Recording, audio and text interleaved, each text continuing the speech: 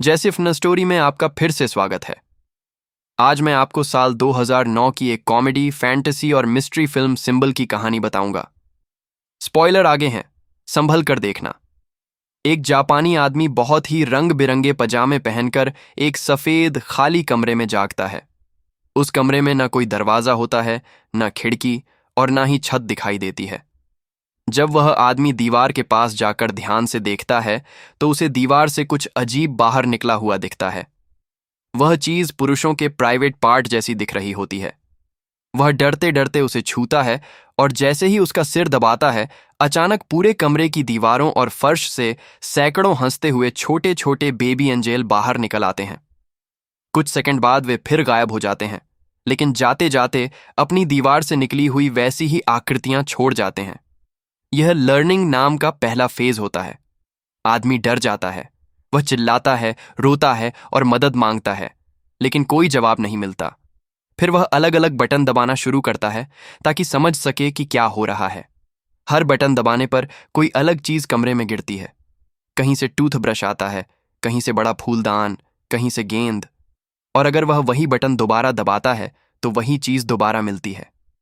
एक बटन दबाने पर उसे ढेर सारी चॉपस्टिक्स मिलती हैं, लेकिन अगले ही बटन से दीवार से एक छोटी गाड़ी निकलकर उसके पैरों में टक्कर मार देती है। दूसरे बटन से एक विशाल पिछवाड़ा निकलता है और उसके चेहरे पर गैस छोड़ देता है। धीरे धीरे कई घंटे बीत जाते हैं और कमरे में तरह तरह का सामान जमा हो जाता है। एक बार वह गेंद दीवार पर फेंकता है, जिससे गलती से ऐसा बटन दब जाता है जो उसे सुशी देता है। वह बहुत खुश हो जाता है क्योंकि उसे भूख लगी होती है, लेकिन उसे एहसास होता है कि सोया सॉस नहीं है। वह अपने कैद करने वालों से मांगता है, मगर हमेशा की तरह कोई जवाब नहीं मिलता। गुस्से में वह बार बार बटन दबाता है और ढेर सारी सुशी इकट्ठा कर लेता है, लेकिन सॉस नहीं मिलता। आखिरकार हार कर वह सुशी खाना शुरू कर देता है। खाना खत्म होते ही वह फिर बटन दबाता है और इस बार अचानक सोया सॉस की बोतल गिरती है। अब वह और ज्यादा चिढ़ जाता है। फिर एक बटन से उसे पुराना 3D चश्मा मिलता है। जब वह उसे पहनता है तो उसे एक बेबी एंजेल उस अजीब बटन की तरफ इशारा करता दिखता है। उसे लगता है कि शायद यही बाहर निकलने का तरीका है, लेकिन जैसे ही वह बटन दबाता है, ऊपर से एक बहुत बड़ा पिछवाड़ा आता है और उसके ऊपर गैस छोड़ देता है। कुछ घंटों बाद वह वहां मिली मंगा कॉमिक्स के 5 भाग पढ़ चुका होता है।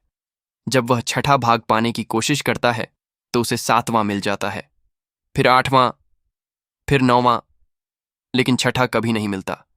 गुस्से में वह अलग अलग बटन दबाता रहता है। अचानक एक बटन दबाने पर दीवार का हिस्सा खुल जाता है और उसके पीछे एक दरवाजा दिखाई देता है। वह खुशी से पागल हो जाता है, लेकिन जैसे ही वह दरवाजे की तरफ दौड़ता है, दरवाजा उसके मुंह पर बंद हो जाता है। तभी उसे समझ आता है कि दरवाजा तभी खुला रहता है जब बटन दबा रहता है। अब वह हर तरह की कोशिश करता है। कभी पैर से दबाता है, कभी फ्लाई स्वेटर से दूर से मारता है, कभी रस्सी से खींचता है, कभी पंखे की हवा से दबाने की कोशिश करता है, लेकिन कुछ काम नहीं करता। फिर वह बड़े फूलदान को बटन के ऊपर रखने की कोशिश करता है, लेकिन बटन फिर बाहर निकल आता है। अब उसे लगता है कि फूलदान को भारी बनाना पड़ेगा। पहले वह उसमें पानी भरने की कोशिश करता है, लेकिन पानी हर बार उसके ऊपर गिरता है। फिर वह सुशी भरता है। फूलदान इतना भारी हो जाता है कि वह उठा ही नहीं पाता। बहुत मेहनत के बाद वह थोड़ा हल्का करता है और दरवाजे तक ले जाने लगता है, लेकिन रास्ते में एक अफ्रीकी ट्राइब्समैन वाला बटन दब जाता है। वह आदमी बाहर निकलकर फूलदान से टकरा जाता है और फूलदान टूट जाता है। अब जापानी आदमी पूरी तरह पागल हो जाता है। वह चिल्लाता है, रोता है और दीवारों पर मारने लगता है। फिर वह बटन को टेप, स्टील प्लेट और अलग अलग चीजों से दबाने की कोशिश करता है, लेकिन कुछ काम नहीं आता। बहुत दर्द होने के कारण वह दर्द की गोली खाता है और थोड़ी देर सो जाता है। जागने के बाद वह दांत साफ करने के लिए पानी वाला बटन दबाना चाहता है, लेकिन गलती से एक और बटन दब जाता है। इस बार छत से रस्सी नीचे गिरती है। उसे एक नया आइडिया आता है। वह दरवाजा खोलता है और रस्सी पकड़कर पूरे कमरे में झूलते हुए दरवाजे तक पहुंचने की कोशिश करता है। काफी कोशिशों के बाद वह दरवाजे के पीछे पहुंच जाता है, लेकिन वहां का दरवाजा लॉक होता है। वह वापस भागता है और फिर दरवाजा उसके ऊपर बंद हो जाता है। गुस्से में वह दीवार पर लात मारता है। तभी एक बटन दब जाता है और कमरे के बीचों बीच एक चाबी तैरती हुई दिखाई देती है। लेकिन जैसे ही बटन ऊपर आता है, चाबी गायब हो जाती है। अब उसे ऐसा तरीका चाहिए जिससे चाबी भी बनी रहे और दरवाजा भी खुला रहे।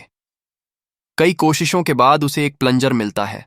अब वह रस्सी से झूलते हुए प्लंजर की मदद से खुद को धक्का देता है और अलग अलग बटन दबाने लगता है। आखिरकार वह चाबी पकड़ लेता है, दरवाजा खोलता है और लॉक में चाबी घुमा देता है।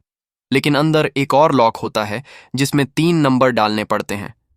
तभी प्लंजर दूसरी दीवार से टकराता है और अफ्रीकी ट्राइब्समैन बाहर आता है। उसके माथे पर 3 नंबर लिखे होते हैं। जापानी आदमी समझ जाता है कि यही पासकोड है। वह तीनों नंबर याद करके फिर से पूरी प्रक्रिया दोहराता है और आखिरकार दरवाजा खोल देता है। लेकिन जैसे ही वह अंदर घुसता है, पीछे की दीवार बंद हो जाती है। अब वहां इतनी जगह भी नहीं बचती कि वह दरवाजा पूरा खोल सके।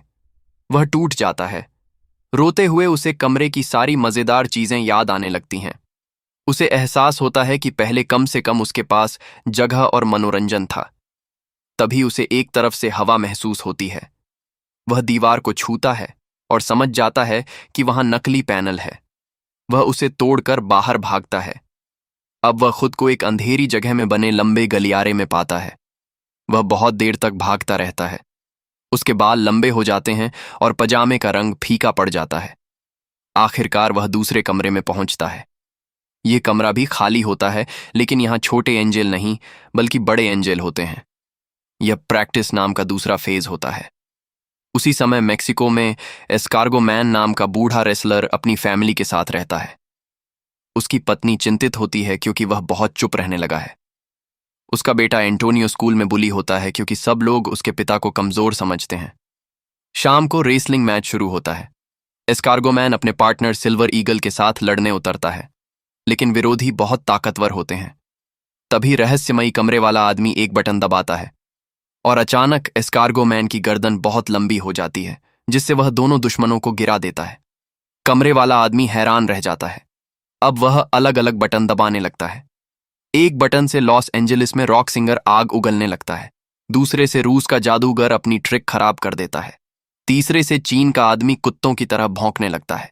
फिर आदमी ऊपर देखता है और नोटिस करता है कि इस बार कमरे की छत नहीं है, ऊपर एंजेल उड़ रहे होते हैं। अब वह बटन दबाने के बजाय उन्हीं उभरी हुई चीजों को पकड़कर दीवार पर चढ़ना शुरू करता है। जैसे जैसे वह ऊपर चढ़ता है, धरती पर चमत्कार होने लगते हैं। कहीं फूल खिलते हैं, कहीं हाथी मर जाता है, कहीं टोस्टर बनता है, कहीं इंसान चांद पर पहुंच जाते हैं। जितना ऊपर वह जाता है, उतनी बड़ी घटनाएं होने लगती हैं। आखिरकार वह इतना ऊपर पहुंच जाता है कि हवा में तैरने लगता है। अब उसे समझ आता है कि वह भगवान जैसी शक्ति हासिल कर चुका है। वह जानबूझकर दुनिया की बड़ी घटनाएं नियंत्रित करने लगता है। फिर उसके चारों तरफ दीवारों की जगह सफेद पंख फैल जाते हैं। वह एक चमकते पोर्टल में प्रवेश करता है। आखिरी कमरे में पूरी दुनिया का नक्शा बना होता है और सामने एक बहुत बड़ा बटन होता है। यह फ्यूचर नाम का अंतिम फेज होता है। यहीं पर फिल्म खत्म हो जाती है।